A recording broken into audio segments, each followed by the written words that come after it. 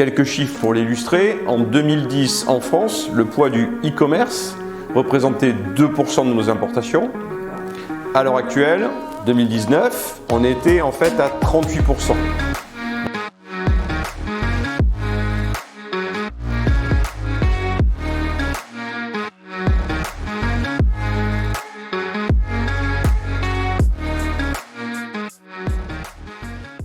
Bonjour les explorateurs du e-commerce. Aujourd'hui, on se retrouve en compagnie de Philippe Prétat, qui est le PDG de DHL Express France. Bonjour Philippe.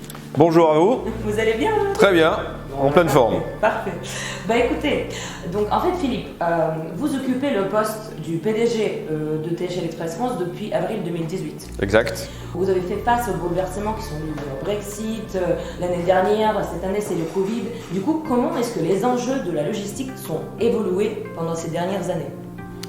Alors, nous avons assisté effectivement à énormément de changements conjoncturels et parfois même structurels. Donc le Brexit qui va arriver, qui est un impact important, mais encore plus évidemment le boom du e-commerce. Parce que historiquement, DHL est plutôt une entreprise B2B, donc destinée en fait aux industries. C'est notre métier de base. Notre création date de 1969. Mais depuis maintenant plusieurs années, on assiste à une croissance exponentielle évidemment du e-commerce et cela bouleverse considérablement nos habitudes de travail, nos flux logistiques et nous devons donc nous adapter en permanence. Quelques chiffres pour l'illustrer. En 2010, en France, le poids du e-commerce représentait 2% de nos importations. À l'heure actuelle, 2019, on était en fait à 38%. D'accord ? Et on va parler certainement de la période de confinement. Les chiffres sont nettement supérieurs à l'heure actuelle, puisque pendant la période de confinement, on est monté jusqu'à 55% et maintenant, on est plutôt vers du 45-50%. Et ça va continuer dans les prochaines années. Ça, c'était justement ma question suivante, donc vous y avez déjà répondu. Et du coup, une autre question justement qui est liée à cette forte croissance, c'est, j'imagine que c'est dans ce cadre-là que justement ce projet-là il a vu le jour, donc la nouvelle plateforme aérienne basée à Roissy-Charles de Gaulle. Comment est-ce que vous pensez que cette création-là, il va changer le futur du coup du e-commerce français, européen et plus globalement mondial aussi, puisque DHL est présent partout dans le monde? Alors, nous assistons à une croissance très importante de nos flux. Je parle hors période Covid, mais après on pourra parler de la période du Covid. Donc en moyenne, nos croissances de volume que l'on transporte est de l'ordre de 8%. Donc ce sont les hypothèses que l'on prend pour faire par exemple nos demandes d'investissement. Et donc, on assiste maintenant depuis plusieurs années à une augmentation qui est largement supérieure à celle de 8% sur le B2C, sur le e-commerce. Je vais vous donner en fait un exemple. Au mois d'août, nous avons une croissance de volume par rapport à l'année dernière qui était déjà assez forte, de l'ordre de 14%. Donc, et surtout tiré évidemment par le e-commerce, puisque les consommateurs français achètent de plus en plus sur les sites en France, mais nous avons un phénomène qui est nouveau, qui est que certains consommateurs étrangers qui ont été confinés et qui aussi ont vécu évidemment la période de Covid assez difficile, achètent sur les sites français. Et donc nous devons exporter. Donc beaucoup dans le luxe, dans la partie high-tech, etc. Donc on bénéficie des deux phénomènes. Intéressant, super. Est-ce que vous pouvez justement nous en parler un peu plus du coup de ce projet-là, de cette nouvelle plateforme? Réellement, qu'est-ce que ça va apporter à vous en tant qu'entreprise, en tant que DHL Express France, mais du coup plus globalement l'écosystème logistique en France? Alors évidemment, pour faire face à cette croissance de nos volumes, notre site actuel qui est sur la barre de fret de Roissy était trop petit. Donc nous avons décidé avec le groupe, il y a cela maintenant 2 ans, de soumettre donc une demande d'autorisation et donc nous allons investir 170 millions d'euros sur cette plateforme logistique qui est donc à 5 minutes des pistes sur un terrain qui fait plus de 9 hectares.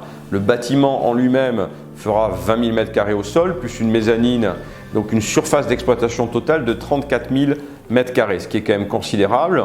Pourquoi? Parce qu'effectivement nous avons cette forte croissance des volumes pendant l'année mais aussi la peak season. Et je m'attends à une croissance très importante des volumes à la fin d'année.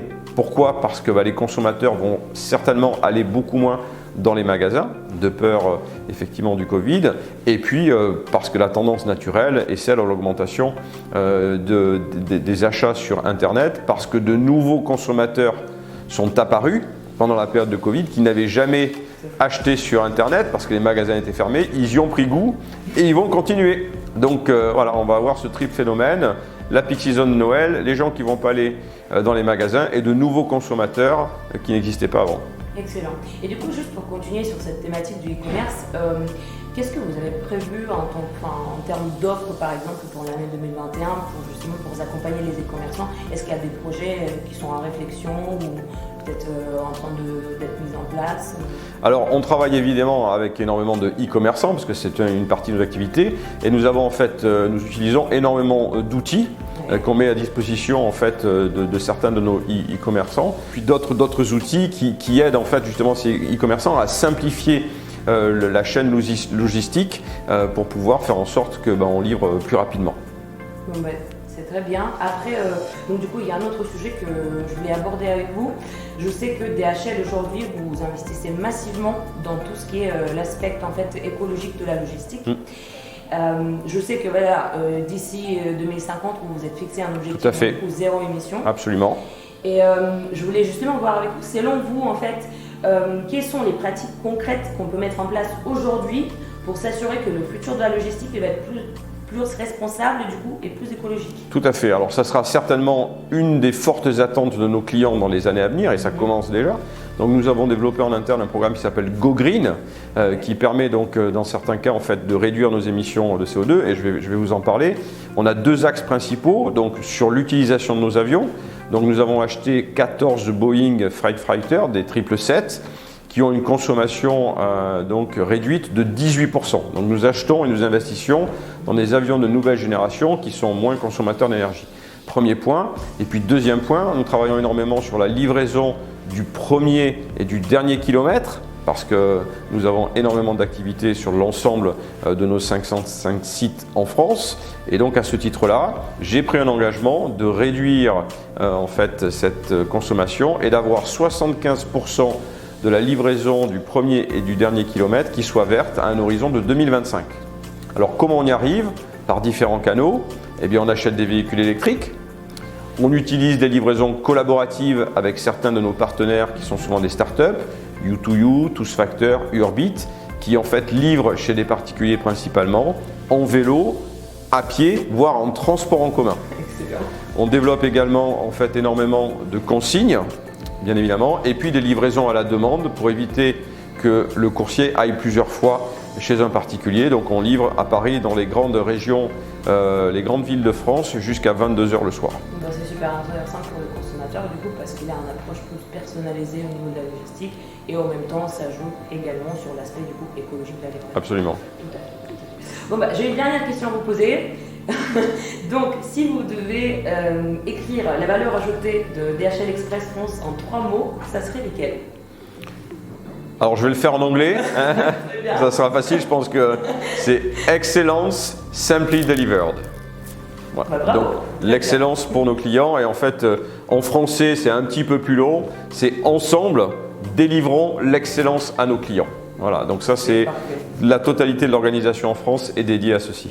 Écoutez, merci pour votre temps Philippe, merci pour vos réponses et puis on se retrouve bientôt pour de nouvelles explorations. Avec plaisir, merci beaucoup. Merci. Au revoir.